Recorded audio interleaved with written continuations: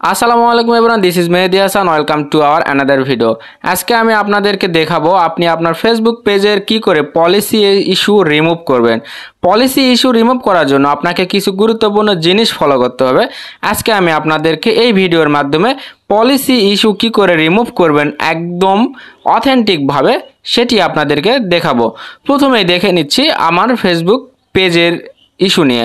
আপনারা দেখতেই পাইতেছেন যে আমার ফেসবুক পেজে অসংখ্য ইস্যু রয়েছে, কিন্তু আমার ফেসবুক পেজে এত পরিমাণ ইস্যু থাকার পরেও কেন আমার এই পেজটি এখনও মনিটাইজেশন রেস্ট্রিক্টেড হয় নাই। আমার এই ফেসবুক পেজে এত পরিমাণ পলিসি ইস্যু থাকার পরেও কেন মনিটাইজেশন ক্রাইটেরিয়া ফিল আপ হইতেছে?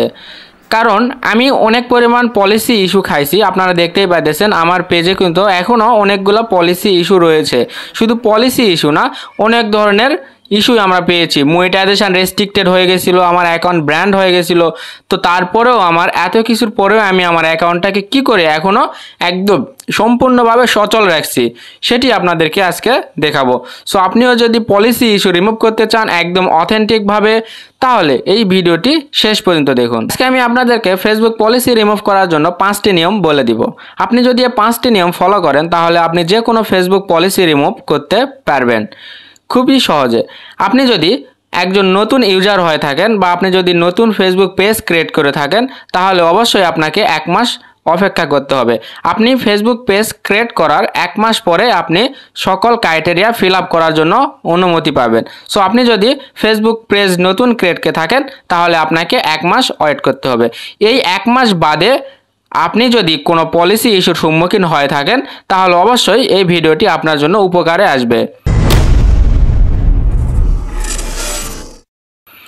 ফেসবুক পলিসি রিমুভ করার 1 নম্বরে রয়েছে এনেবল ব্র্যান্ডিং কন্টেন্ট ট্যাগিং। আপনি যদি এই ব্র্যান্ডেড কন্টেন্ট ট্যাগিংকে এনেবল না করেন তাহলে অবশ্যই আপনি পলিসির সম্মুখীন হবেন। এই জন্য আপনাকে সর্বপ্রথম যে কোনো ইন্টারনেট ব্রাউজারে যেতে হবে, সেটি হোক গুগল ক্রোম বা আদার্স। আপনি গুগল ক্রোমে যাওয়ার পরে লিখবেন Facebook creator studio. Facebook creator স্টুডিওতে আসার পরে আপনি আপনার ফেসবুক পেজটি লগ ইনকে নেবেন বা ফেসবুক প্রোফাইলটি লগ ইনকে নেবেন। ফেসবুক প্রোফাইল লগ ইনকে নেওয়ার পরে আপনি উপর থেকে আপনার পেজটি সিলেক্ট করবেন এবং আপনার পেজটি আসার পরে আপনি নিচে সাইডে দেখতে পাবেন মনিটাইজেশন লেখা আছে। আপনি মনিটাইজেশনে আসার পরে আপনি উপরে এখানে দেখতে পাবেন ওভারভিউ লেখা আছে এবং আরও অনেক অপশান দেওয়া আছে। আপনি এই অপশানের নিচে একবার দেখবেন যে ব্র্যান্ডেড কন্টেন্ট ট্যাগিং। আপনি সিম্পলি ব্র্যান্ডেড কন্টেন্ট ট্যাগিংয়ে যাবেন এবং ওখান থেকে ডান পাশেই দেখতে পাবেন যে ওখানে এনেবল ব্র্যান্ডেড কন্টেন্ট ট্যাগিং লেখা আছে। আপনি সিম্পলি ওখানে ব্র্যান্ডেড কন্টেন্ট ট্যাগিংয়ে এনেবলকে দিবেন। আপনি যদি এনেবলকে দেওয়ার পরে যদি ফেসবুক পলিসি রিমুভ হয়ে যায় তো আপনার জন্য গুড লাক। আপনি প্রথমেই দেখবেন যে আপনার ব্র্যান্ডেড কন্টেন্ট ট্যাগিং এনেবল করা আছে কিনা। আপনার ফেসবুক পেজে যদি ব্র্যান্ডেড কন্টেন্ট ট্যাগিং এনেবল করা থাকে তাহলে অবশ্যই আপনি ফেসবুক পলিসি রিমুভ করতে পারবেন। নাম্বার 2, আপনি ফেসবুক পেজ কোনো কপিরাইট খেলে বা কোনো ধরনের যদি পলিসি ইস্যু খান তাহলে সর্বপ্রথম আপনাকে আপনার ফেসবুক পেজের নামটি চেঞ্জকে দিতে হবে। আপনি যদি ফেসবুক পেজের নাম চেঞ্জকে দেন তাহলে ফেসবুক অ্যালগরিদম আপনার এই পেজটিকে নতুনভাবে রিভিউ করা শুরু করবে। অবশ্যই আপনি ফেসবুকের যে কোনো পলিসি ইস্যু রিমুভ করার জন্য আপনাকে সর্বপ্রথম ফেসবুক পেজের নাম বা ফেসবুক প্রোফাইলের নাম চেঞ্জ করতে হবে যে পেজে বা প্রোফাইলে আপনার পলিসি ইস্যু আসে। 2 নাম্বার হচ্ছে আপনি ফেসবুক পেজের নাম পরিবর্তন করার পাশাপাশি আপনি ফেসবুক প্রোফাইল এবং কভার পিক চেঞ্জকে দিবেন। তারপরে আপনি নেক্সট স্টেপগুলান ফলো করবেন। নাম্বার 3তে বলা হচ্ছে আপনি যদি কপিরাইট খান বা কোনো রকমের যদি ইস্যু খান তাহলে আপনাকে অবশ্যই গুগল ক্রোমে যাবেন। গুগল ক্রোমে যাওয়ার পরে ফেসবুক ক্রিয়েটর স্টুডিওতে প্রবেশ করবেন। স্টুডিওতে প্রবেশ করার পরে আপনি কন্টেন্টে ক্লিক করবেন। কন্টেন্টে আসার পরে আপনি দেখবেন যে আপনার ফেসবুক পোস্টে কোনো ধরনের কোনো কপিরাইট ক্যাপশন বা কোনো কপিরাইট ভিডিও আছে কিনা। আপনি কি করে বুঝবেন যে আপনার কোন ভিডিওটি কপিরাইট ক্যাপশন বা কপিরাইটিং খাইছেন? আপনি অবশ্যই যে ভিডিওটি বা যে পোস্টে যাবেন সেই ভিডিওতে যদি কোনো রকমের কপিরাইট খেয়ে থাকেন তাহলে অবশ্যই আপনি সিসি যেখানে লেখা আছে আপনি এই সিসি জায়গাতে হলুদ মার্ক দেখতে পাবেন। আপনি যদি এই হলুদ মার্ক দেখা কোনো পোস্ট যদি আপনার ফেসবুক পেজে বা প্রোফাইলে থাকে আপনি ইমিডিয়েট এই পোস্টগুলান ডিলিটকে দিবেন। তবে আপনি খেয়াল রাখবেন আপনি এই পলিসি ইস্যু খাওয়ার পরে কখনোই সাথে সাথে রিকোয়েস্ট রিভিউ করবেন না। রিকোয়েস্ট রিভিউ যখনই করবেন, আপনি এই কাজগুলান যদি না করে তাহলে আপনার রিভিউটি আপনি লস করবেন। সো অবশ্যই আপনি সম্পূর্ণ কাজ করার পরে তারপরে রিকোয়েস্ট রিভিউ করবেন। আপনি দেখবেন যে আপনার ফেসবুক পেজে যে কোনো কপিরাইটিং পোস্ট বা কপিরাইট ক্যাপশন রয়েছে, আপনি সবগুলো ইমিডিয়েট ডিলিট করে দিবেন। নাম্বার থ্রিতে আমরা দেখব আপনি সব কিছু ওপেন করেছেন। Number 1, number 2। নাম্বার 1-এ ব্র্যান্ডেড কন্টেন্ট ট্যাগিং আপনি এনেবল করছেন। নাম্বার 2, কপিরাইট যত পোস্ট রয়েছে বা যত ক্যাপশন রয়েছে আপনি সব ডিলিট করছেন, প্লাস আপনার ফেসবুক পেজের নাম, প্রোফাইল পিক, কাভার পিক সব ডিলিট করছেন।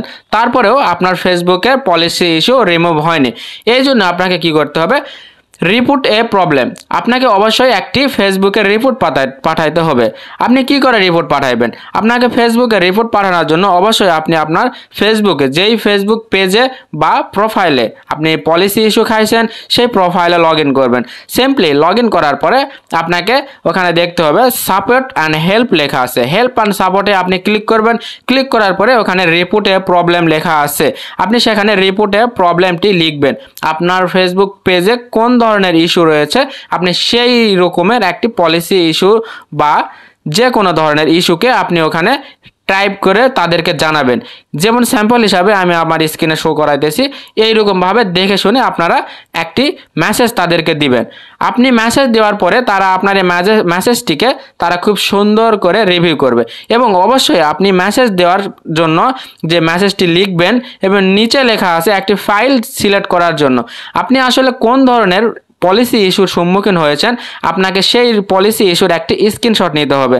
আপনি সিম্পলি চলে যাবেন আপনার ক্রিয়েটর স্টুডিওতে যাওয়ার পরে আপনি আপনার ফেসবুক যেই পেজটি লগ ইন ইস্যু খেয়েছেন সেই ফেসবুক পেজটি সিলেক্ট করার পরে আপনি সিম্পলি মনিটাইজেশনে ক্লিক করবেন। মনিটাইজেশনে আসার পরে আপনি ওখানে দেখতে পাবেন যে আপনি কোন ইস্যুটি খেয়েছেন। আপনি যদি ব্র্যান্ডেড কন্টেন্ট ট্যাগিংয়ের জন্য খেয়ে থাকেন সেটাও আপনার ওখানে শো করবে। যদি কপিরাইট খেয়ে থাকেন তাও আপনার ওখানে শো করবে। যদি অন্য আনঅরিজিনাল বা যে কোনো ধরনের ইস্যু খেয়ে থাকেন তাহলে আপনি ওখান থেকে সিম্পলি একটি স্ক্রিনশট নেবেন এবং স্ক্রিনশট নেওয়ার পরে আপনি সিম্পলি সেখানে আসে আবার হেল্প অ্যান্ড সাপোর্টে রিপোর্টে প্রবলেম ওখানে এসে আপনার মেসেজ করার পাশাপাশি আপনি একটি পিকচার তাদেরকে পাঠাবেন। পিকচার দেওয়ার পরে আপনি তাদেরকে সেন্ড করবেন। সেন্ড করার পরে আপনি কিছুদিন দেখবেন। দেখার পরে যদি কাজ না হয় আপনি কি করবেন সেটি আমি আপনাদেরকে এখন বলবো। নাম্বার 5 যেটা অনেকে জানে না সেটা আমি আজকে আপনাদেরকে বলবো, সেটা হচ্ছে কপিরাইট অ্যাপিল ফর্ম। আপনি হয়তো নামটি নতুন শুনে থাকবেন। কপিরাইট অ্যাপিল ফর্মটা কি? কপিরাইট অ্যাপিল ফর্মটা হচ্ছে আপনি যদি কোনো কপিরাইট পোস্টে খেয়ে থাকেন বা আপনার যদি কোনো কপিরাইট পাওয়ার জন্য বা কোনো কপিরাইট হওয়ার জন্য আপনার কোনো পোস্ট রিমুভ করে দিয়েছে বা যদি কোনো আপনি ফ্ল্যাগ কপিরাইট খেয়ে থাকেন বা সবচেয়ে বড় যে কপিরাইটটি সেটা হচ্ছে কপিরাইট স্ট্রাইক। আপনি যদি এইরকম কোনো কপিরাইট স্ট্রাইক খেয়ে থাকেন তাহলে অবশ্যই আপনাকে কপিরাইট অ্যাপিল করতে হবে। আপনি কপিরাইট অ্যাপিল করবেন কিভাবে এটি আমি আপনাদেরকে এখন দেখাবো। এটি হয়তো অনেকে জানে না, কিন্তু আজকে আমার এই ভিডিওটি যদি আপনারা দেখেন অবশ্যই কপিরাইট অ্যাপিল সম্পর্কে আপনারা বিস্তারিত জানতে পারবেন। কপিরাইট অ্যাপিল সম্পর্কে বলার আগে আমি আপনাদেরকে বলে দিচ্ছি কপিরাইট অ্যাপিল ফর্মটি কিভাবে ফিল আপ করবেন এবং আপনি কিভাবে কপিরাইট অ্যাপিল ফর্মটি ফেসবুক টিমের কাছে পাঠাবেন। এই জন্য আপনাকে সর্বপ্রথম আপনার ফেসবুক প্রোফাইলে যেতে হবে। প্রোফাইলে আসার পরে আপনি আপনার যে ফেসবুক পেজ বা প্রোফাইল যেটাতে আপনার পলিসি ইস্যু আছে সেইটাকে সুইচ করে নেবেন। আপনার যদি পেজে হয়ে থাকে অবশ্যই আপনি পেজটাকে সুইচ করে নেবেন। সুইচ করে নেওয়ার পরে আপনি সিম্পলি সেটিংসে আসবেন। সেটিংসে আসার পরে ওখানে দেখবেন লেখা আছে help and support. Help and সাপোর্টে আসার পরে আপনি সিম্পলি ওখানে সার্চ করবেন। সার্চ করে লিখবেন যে copyright appeal form. Copyright appeal ফর্মটি আসার পরে আপনি সিম্পলি ওখানে আপনার নাম, আপনার যে ফেসবুক পেজের নাম বা প্রোফাইলের নাম দিবেন। আপনি আপনার একটি ইমেল ফর্ম নাম্বার দিবেন। ইমেল অ্যাড্রেস দেওয়ার পরে আপনি আপনার সেইখানে যদি কোনো পোস্টের যদি লিঙ্ক থাকে আপনি পোস্টের লিঙ্কটি দিবেন। যদি আপনার লিঙ্ক না থাকে কোনো সমস্যা নেই, আপনি সিম্পলি নিচে আসবেন। নিচে আসার পরে আপনার যে রিপোর্টটি আপনি রিপোর্টটি এখানে সুন্দর করে দিবেন।